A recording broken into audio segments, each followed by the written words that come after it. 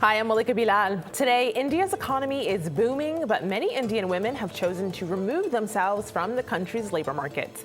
We'll explore some of the reasons why. I'm Ahmed Shahabuddin, and you're in the stream, live on Al Jazeera and YouTube. So tweet us and leave your comments in the chat. We'll do our best to get them into the conversation. My name is Rahel Waldab Sabatu. I'm a post-colonial feminist, and you are in the stream.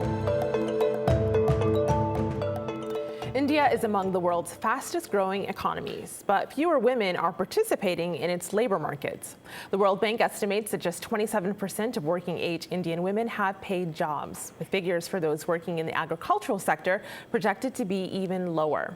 The World Economic Forum's 2017 Global Gender Gap report also ranked India 108 out of 144 countries, one of the widest gaps in South Asia, despite increased female enrollment in educational institutions. But like countless women around the world, many are prevented from joining the workforce due to social and cultural pressures. Prime Minister Narendra Modi's government is trying to close the labor gap through the promotion of skills programs.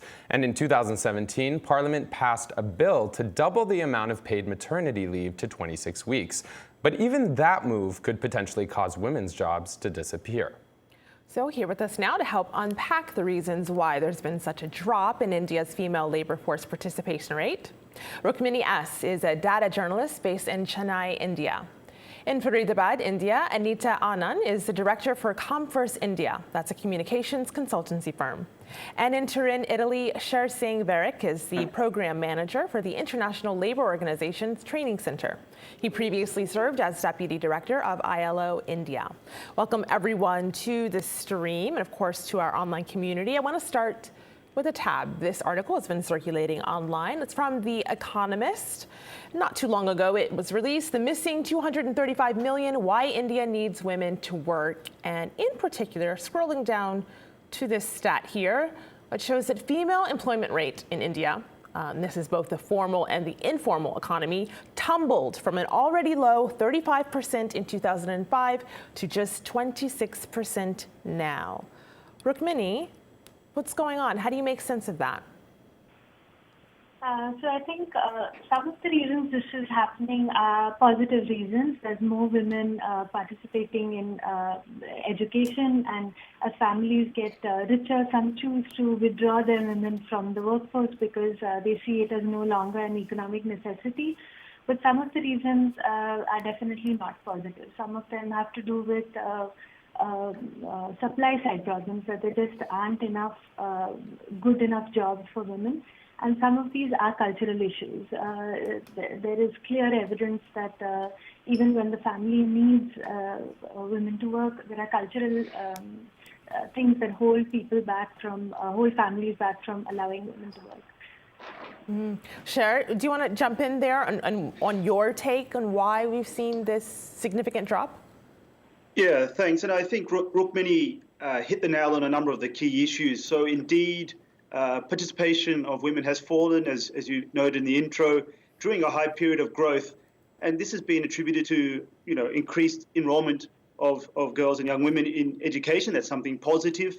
But at the same time, there is a concern around access to jobs. And I think it's important to stress that the largest fall happened in rural areas, and particularly with women withdrawing from agriculture. In itself is something positive in the sense of women withdrawing from the backbreaking work of in agriculture. But the question then remains: where are the other jobs that women are aspiring to take up and join the labour market? Anita, I'm sure you have something to say about this, but before we get to you, I want to share with you what Asta in our community has said. While the literacy rate, specifically among female children, has increased in India, the women in the labor force has drastically decreased. There can be plenty of reasons for it. She cites lack of support, early marriage, pregnancy, or inability, as she says, to keep up with work and I guess it's homely duties. In your experience, what do you think is the cause, and what do you make of that juxtaposition?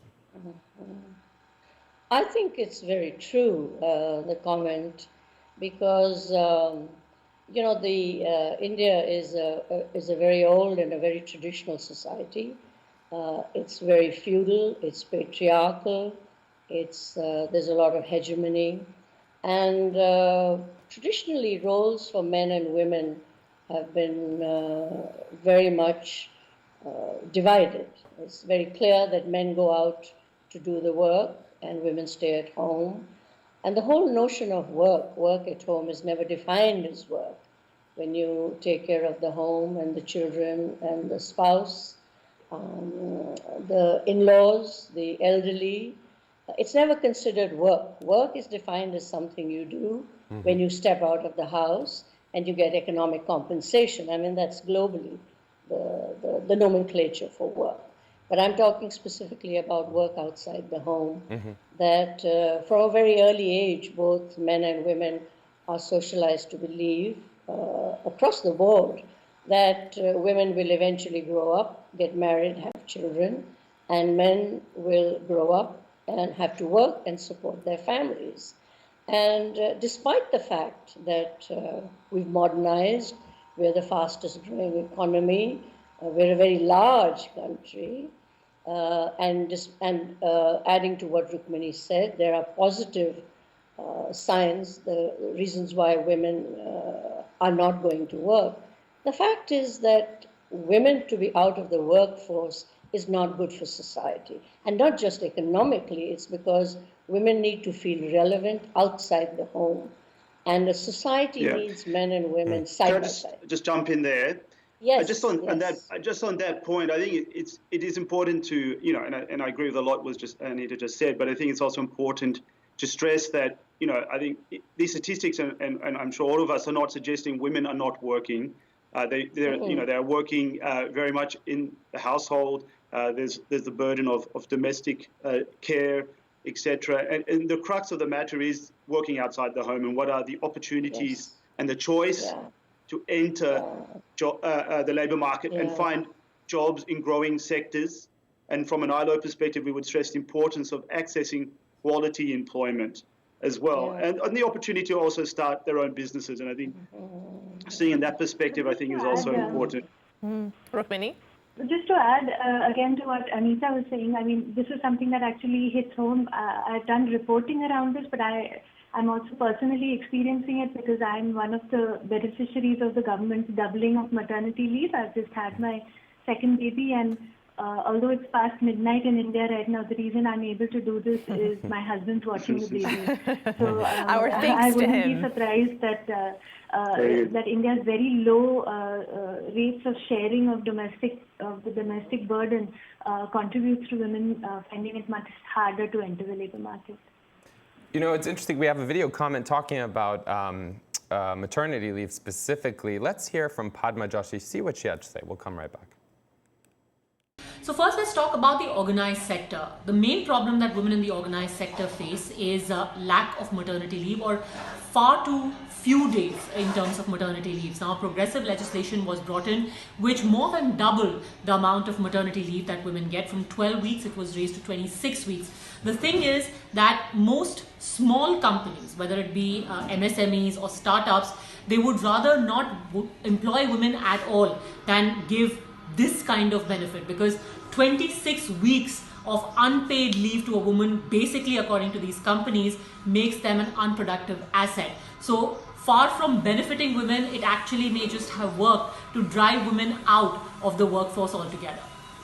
Anita, I see you nodding. What were you nodding about? Yeah. No, I agree completely with the person who just came in. I also had a child 28 years ago when I was living in Italy and working for a news agency. I went back after 3 months, and I felt that time was just appropriate. I wasn't breastfeeding.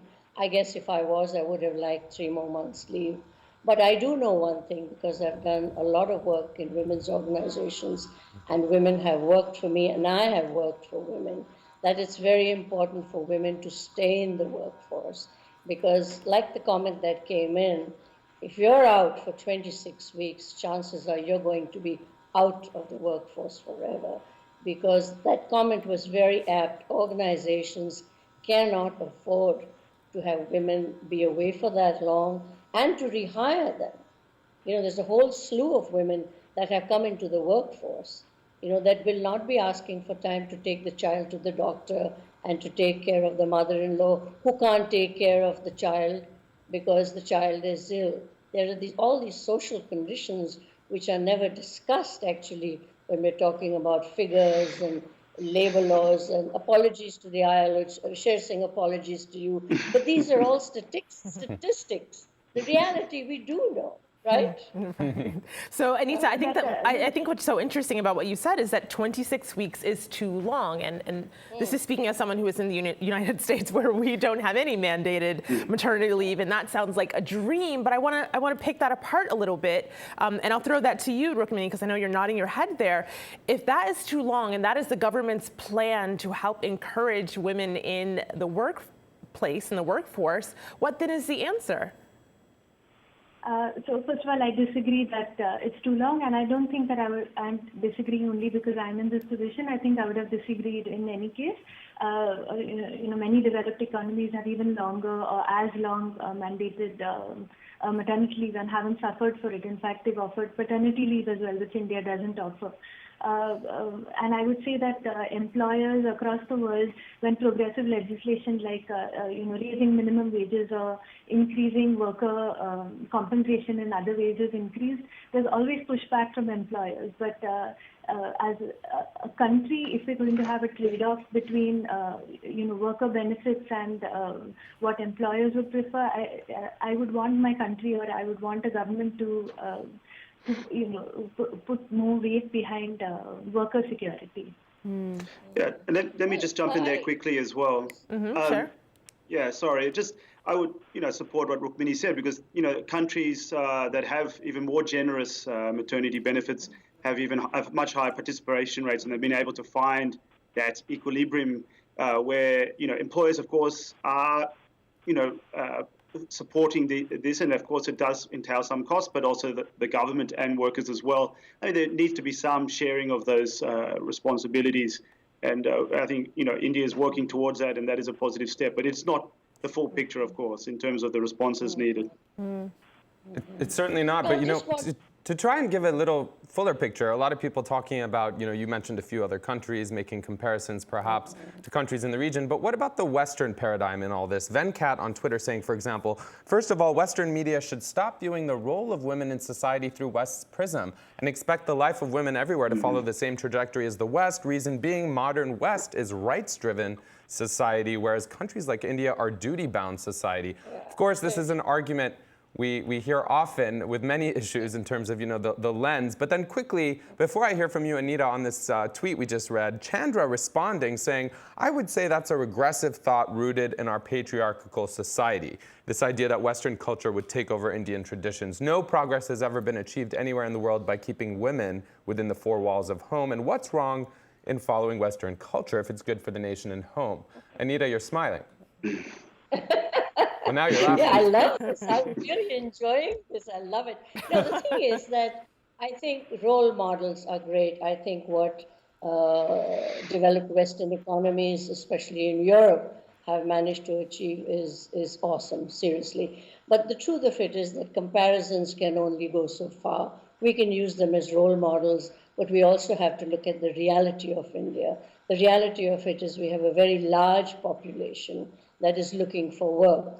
And if you extend, since we're talking about the Maternity Act, and since many people have lobbied for that, and it would be very anti-feminist and it would be very anti-women to criticize it, but I have openly said that it's not a good idea because eventually it will penalize women. When you look at the big picture, it will penalize women, and employers will push back and say, we can't do this. They will not hire women. They will not take the women back. It's guaranteed. Cher looks like he's dying to jump in there, Cher. Yeah, that's right. I think on this issue of norms and trying to see what the path will be for India, I think it's important, and those in India can confirm, but attitudes of young women in particular have changed drastically over recent years with education, and in the work that we did, and particularly while I was there, I saw very firm views on their aspirations and their desire to join the workforce, not necessarily in a Western context. For example, starting their own businesses or becoming app developers, etc. So I think we should be careful to assume that social norms and the cultural roles are fixed in time, because by no means that they aren't. and we should see the progress that is also being made in many areas. No, sure, you're absolutely right. I'm not saying, but I think we need to scrutinize the norms and traditions. I'm not saying we should accept them. And you're 100% right that aspirations of women, aspirations of society are changing very rapidly. And since I entered the workforce in 1970, which is a very long time ago, it's amazing. It's amazing what women are doing these days. And it's such a joy to see them out in the workforce. And it's such a shame that more of them can't get it. Anita, because you talked about the reality, forgive me, I want to just bring this up because we're getting live commentary about what that reality really is like in India. Paul saying it's dangerous, for example, for women to travel to work due to treatment by Indian men as perceived by media reports. And then we also heard earlier from Hassan, who said this: hypersexualization of the Indian media landscape combined with the increasing penetration of smartphones has created extremely potent safe spaces and feedback loops, indoctrinating and enabling some in a society defined by a heavily stratified social structure. And he goes on to describe how, it's a bit verbose, but his point there being that it can have a positive and a negative effect. Do you think that's true? Is the hypersexualization of women in media? Maybe we can ask Cher. Is that a factor? Well, I'm not sure if I can comment on that for the Indian context, but I think it is true that safety is a concern, and safety for women in particular. And this will act as a barrier. So, will discourage women from working or commuting to work, etc. So there are concerns, particularly in the metros, around the safety of women. Maybe others are better, positioned to comment on the sexualization of women. But I think this underlying issues around safety are concerning, and there's steps are being taken in cities to try to improve safety and security. But this remains a key challenge. I could see Rukmini and Anita nodding their heads there. I want to bring up this tweet that we got, Rukmini, and I'll direct this to you. This is from Peter, who is talking about something that Anita brought up. She said, we need to scrutinize our traditional norms. So Peter here says, well, a lack of support from families combined with stereotypical belief that women should be concerned with domestic chores more than the corporate world is playing into this. So I pulled up this headline here from someone who might seem to agree, from Live Mint, the marriage penalty on women in India. Rukmini, what I'm wondering, though, is that India is not unique in this. We see this all over the world, and indeed even in the United States and in Western countries. So what is it that makes India unique? There's definitely a combination of issues, but I think one thing that's important is that these cultural norms and the cultural restrictions on women sometimes get talked about a little less in India than is warranted. I think it might be talked about more about West Asian countries or even some other South Asian countries than for India. So it is important that that these numbers are being pulled out and this focus is being put on India, because sometimes these issues aren't discussed. For example, there's various elements of what we would consider conservatism that people don't usually associate with India. For example, head covering. When people pull up statistics about West Asian countries, this is equally a debate that should be happening in India. Restrictions on women's ownership of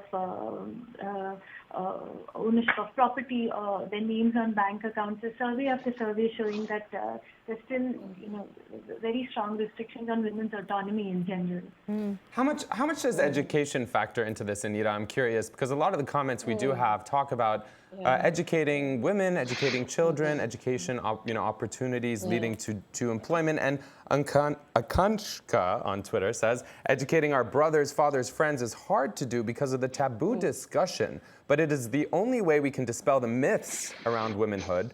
Women are brought up to think their existence burdens society. How is that empowering? Is that how you were brought up? And is that a factor in this, preventing women from the workforce?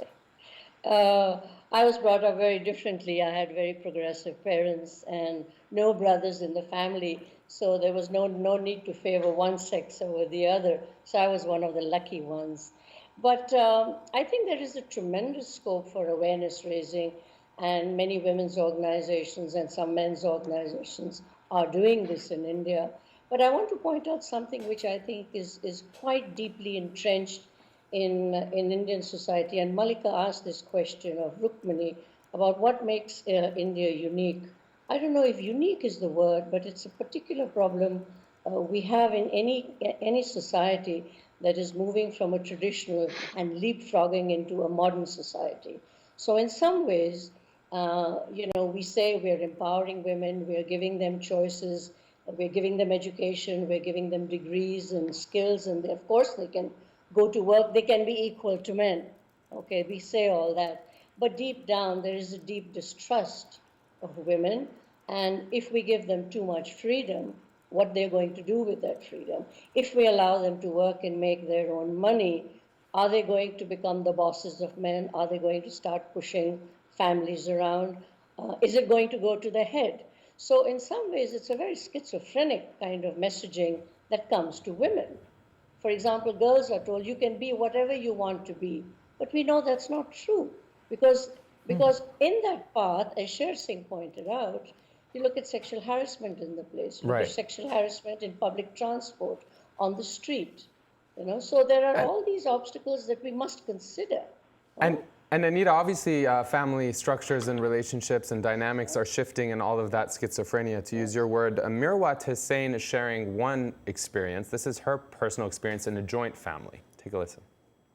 Working in a joint family requires mammoth organizational skills, time, sacrifices, and a whole lot of energy. And I feel one must shed this notion and hesitation that by working at home, one doesn't contribute to societal progress. Staying at home, staying in a joint family and working at home has been quite empowering. And at the same time, having my kids raised in this proverbial village environment puts a lot of stress off my work. So Rukmini, she spoke about the proverbial village, this being empowering, staying at home. Your thoughts? What's important, of course, is choice. So, her experience sounds wonderful and it's clearly empowering to her. It should be equally important to the economy to be able to provide jobs outside the house to women who do want that, because that's again something that surveys show, that there is a significant percentage of women who, if decent paid work was available and if help with domestic duties and child rearing was available, would want to work outside the house. So we need to be providing justice and pathways to empowerment for these women as well. Cher? Yeah, well, I just, that's really spot on, because I would stress that word choice. And I think no one is suggesting that women have to work, because in the poorest countries in the world, the labor force participation of women is the highest, because they have no choice but to work. It's really about the choice to be able to work and also work in decent work jobs, productive jobs. And so this is really the crux. And I think, important positive trend has been the increased education of girls and young women in India. And really important gains have been made in the 2000s during this period. But the real challenge is, once these young women have education and they're surpassing boys in secondary school, they're up to 26% or so for young women in tertiary education. Once they have this education, how they're able to use it in terms of accessing better quality jobs in where they are. And this is where some of these constraints still matter. So if you're in a rural part of India and you have some education, what are your choices? Well, are you going to have to move to a city, or can you work nearby? And this is what I've heard also doing field work in poor parts of rural Uttar Pradesh, the largest Indian state in the north, where participation rates are some of the lowest. Right. And, and in some of these poorest communities, girls are getting educated, and that's really positive. But they're saying, well, work-wise, our options would be in this village or the next village. That's the reality. Sher Singh, Varick, I have to pause you there. Thank you so much for your thoughts. Anita Anand and Rukmini S., thank you for being part of our conversation. That's all the time we have for now. But of course, you can continue this discussion by following us on Twitter. We're at AJStream. See you next time.